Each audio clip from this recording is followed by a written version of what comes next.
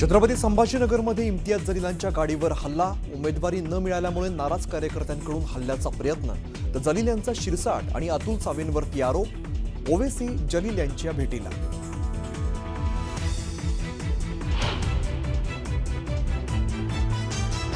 अंबरनाथ नगर परिषदेत शिवसेना शिंदे पक्षाला धक्का देत भाजपाची काँग्रेस सोबत युती, राजकीय वर्तुळात विरोधकांकडून भाजपावर टीकेची जोड.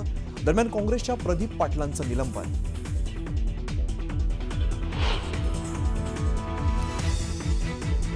अंबरनाथमधील भाजप आणि काँग्रेसच्या युतीवर मुख्यमंत्री नाराज, सूत्रांची माहिती. तर काँग्रेस प्रदेशाध्यक्षांकडून शहराध्यक्ष प्रदीप पाटलांवर निलंबनाची कारवाई, ब्लॉक कार्यकारिणीही बरखास्त.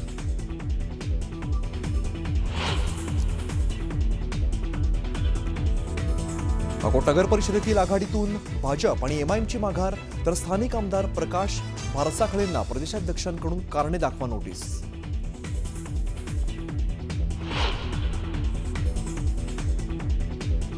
भाजप हा वांझोटा पक्ष, सगळे उपरे बसलेत, त्यांना निष्ठावंतांची कदर राहिलेली नाही. न्यूज 18 लोकमतला दिलेल्या मुलाखतीत उद्धव ठाकरेंचा भाजपावर हल्लाबोल.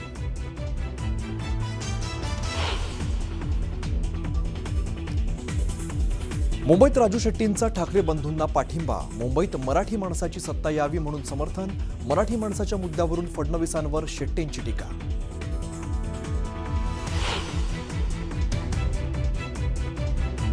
मुंबईतील निवडणूक प्रचारात शिवसेनेचे उमेदवार हाजी सालीन कुरेशींवरती चाकू हल्ला, वांद्र्यातील ज्ञानेश्वर नगरमधील धक्कादायक घटना, कुरेशींवर रुग्णालयात उपचार सुरू.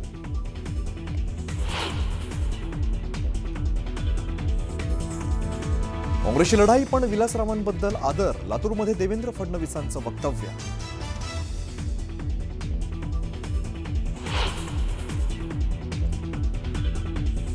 बदलापूर एमआयडीसीतील कंपनीला भीषण आग, कंपनीत बॉयलरचे स्फोट झाल्याची माहिती, अग्निशामक दल घटनास्थळी दाखल.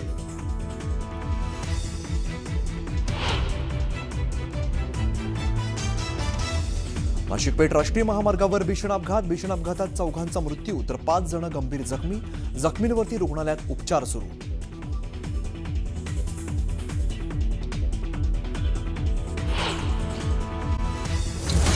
तुम्हालाही माहिती आहे की पिंपरी चिंचवड हा अजित पवार यांचा बालेकिल्ला होता, पण हा बालेकिल्ला भाजपनं 2017 मध्ये सर केला. पण अजित पवार आता सत्तेत गेलेत, त्यामुळे सत्तेत गेलेल्या अजित पवारांना पिंपरी चिंचवडचा तो बालेकिल्ला पुन्हा एकदा सर करायचा आहे, त्याच्यावर ताबा घ्यायचा आहे, काबीज करायचा. त्यासाठी त्यांनी व्यूहरचना रचली, काकांना सोबत घेतलं आणि 2 राष्ट्रवादी एकत्र येऊन भाजपच्या समोर आव्हान उभं केलं. पण हे सगळं आव्हान उभं करत असताना अजित पवार यांनी तिथल्या स्थानिक नेत्यांवर ज्या प्रकारचे हल्ले सुरू केलेत, त्यानंतर भाजप आणि राष्ट्रवादी काँग्रेस यांच्यामध्ये जोरदार झुंपली आहे. अजित पवार यांनी थेट तिथल्या स्थानिक नेत्यांना भ्रष्टाचाराचा आका म्हटलं. आका, गेल्या काही दिवसात हा आका शब्द खूप गाजला होता, तर त्यावर आता भाजपच्या नेत्यांनी पलटवार केला आणि अजित पवार यांच्या चिरंजीवाचा भ्रष्टाचाराच्या आरोपाचं सगळं प्रकरण भाजपच्या नेत्यांनी त्यांना दाखवलं. त्यामुळे पिंपरी चिंचवडचा गड सर करताना हे भाजप आणि राष्ट्रवादीचे नेते कपडे कसे फाडतायत बघा. त्या भ्रष्टाचाराचा आका तो आपल्याला संपवायचा आहे. त्या आकाला आपल्याला त्याची जागा दाखवायची. तुम्ही पैसे काढावे, कुत्र्याच्या नसबंदीमध्ये पैसा काढा. मी देखील आरेला कार्य करणार आहे. मी एकतर कोणाच्या नादी लागत नाही, पण कोण माझ्या नादी लागला तर मी त्याला सोडत नाही. राज्याचे उपमुख्यमंत्री अजित पवारांनी पिंपरी चिंचवडमधून भाजपच्या नेत्यांवर डागलेली ही टीकेची तोफ.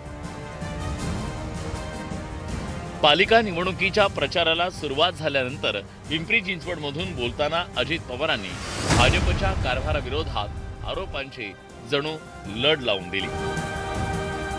अजित पवारांनी पिंपरी चिंचवड भाजपवर घणाघात करताना जनतेला मोठं आवाहन केलंय.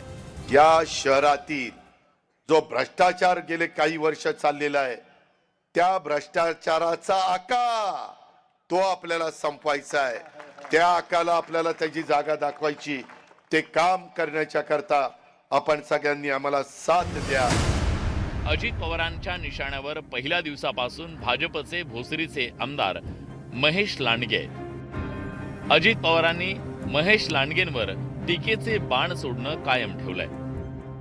ही सगळ्यांना निवडून दिलं तर अजित पवार नेतृत्व करणारे, दुसऱ्यांना निवडून दिलं तर ज्याची मी त्याला नगरसेवक केलेलं होतं त्याच्यानंतरच्या काळात स्टँडिंग कमिटी त्याला दिली. का दिली तर विलास लांडेंना आमदारकीला तिथं त्रास होऊ नये म्हणून दिली.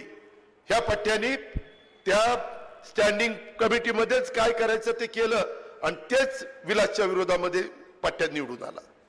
काय करायचं? आज काय प्रॉपर्टी झाली त्याचा विचार करा. कुठनं आला पैसा?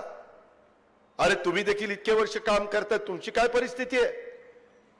आज दादागिरी कुणाची चालली आहे? मागचे बरेच दिवस झालं सारखं चालूच आहे. भ्रष्टाचार अमुक तमुक हे सगळं चालूच आहे. पण आता भ्रष्टाचारावर अशा व्यक्तीने बोलावं ज्याच्यावर महाराष्ट्र सरकारमध्ये जे घोटाळे गेलेले सगळे त्यांच्याकडेच आहेत आणि त्यांचं पण स्वतः नाव आहे त्याच्या एका घोटाळ्यामध्ये. मग असे 2-4 घोटाळे त्यांच्या लेखाचं नाव आहे. त्यांनी मला विचारावं, लय अवघड गोष्ट आहे ते प्रश्न विचारणं. त्यांनी स्वतःचं आत्मपरीक्षण करावं. पिंपरी चिंचवड महापालिकेवर भाजपची सत्ता होती.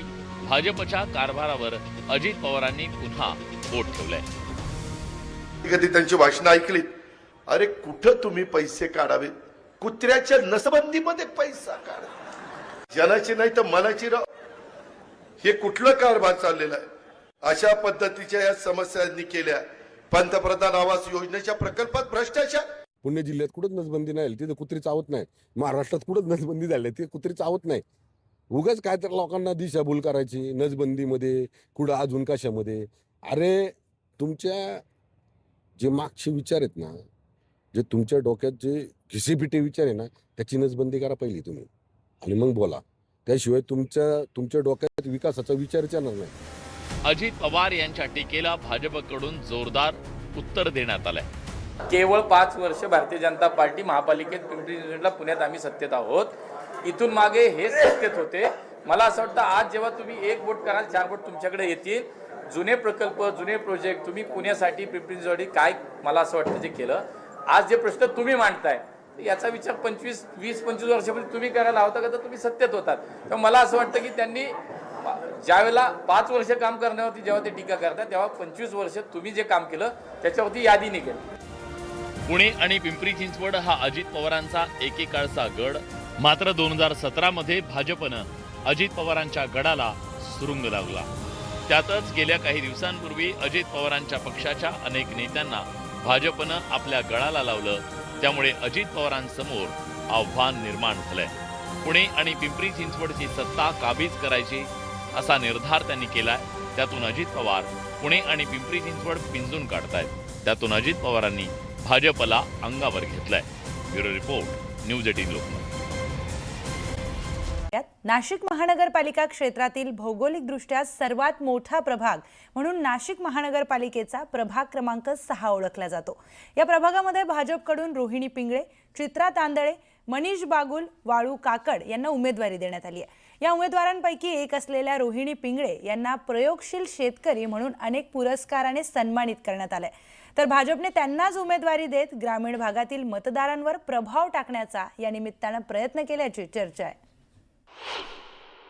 महिलांवरती भर राहील की त्यांना ज्या महापालिकेने ज्या सुविधा दिल्या आहेत त्या त्यांच्यापर्यंत पोहोचवण्याच्या, किंवा आपले बचत गट असतील, ज्या काही स्वयंरोजगार असतील ते मी पहिले त्यांच्यापर्यंत पोहोचवण्याचा प्रयत्न करेल. नंतर बऱ्याच ठिकाणी आम्ही पोहोचल्यानंतर रस्त्यांची रस्ते, पाणी झालं किंवा लाईट झालं ह्याची व्यवस्था करू. आणि महिलांचं असं म्हणणं आहे की नगरसेवक एकदा निवडून आल्यानंतर परत येत नाही, तर त्यासाठी आपण काय करू शकतो किंवा एखादा ॲप खोलू शकतो. त्या ॲपद्वारे आपण त्यांच्यापर्यंत पोहोचू शकतो, त्यांच्या समस्या आपल्यापर्यंत पोहोचू शकतील याचा प्रयत्न करू.